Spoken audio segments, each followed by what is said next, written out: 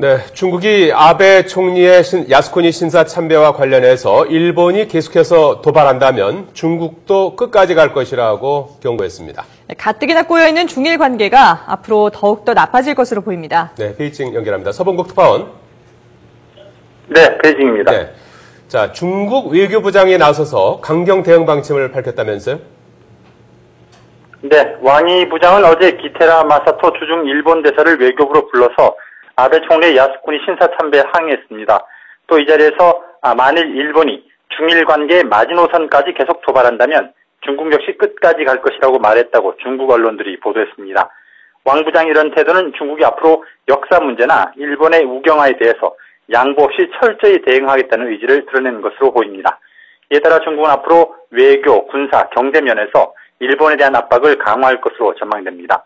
앞서 친강 외교부 대변인은 일본 지도자가 중국 등 전쟁 피해를 입은 국가인민의 감정을 거칠게 짓밟고 역사 정의와 인류 양식에 공공연히 도전했다며 강력한 분노를 표시했습니다. 중국 국방부도 일본 지도자가 공공연히 역사 정의와 인류 양심의 길에 도전한 것에 강력히 분개한다고 밝혔습니다.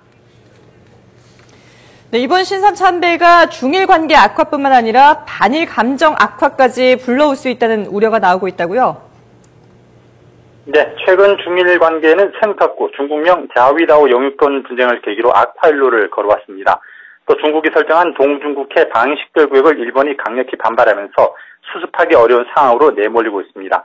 이런 상황에서 아베 총리가 야스쿠니 신사 참배를 통해 우경화의 길을 계속 가겠다는 의지를 노골화하면서 두 나라 간 갈등의 수위는 더욱 고조될 것으로 예상됩니다. 실제로 상하이 주재 일본 총영사관은 공지를 통해서 중국의 반일 감정이 커질 수 있는 만큼 관할적인 상하이와 장수성 등의 일본인들에게 외출 시 안전에 주의하라고 당부했습니다. 또 일본 외무성도 주일 중국 대사에게 중국에 있는 일본인과 일본 기업들의 안전을 확보해달라고 요청했습니다.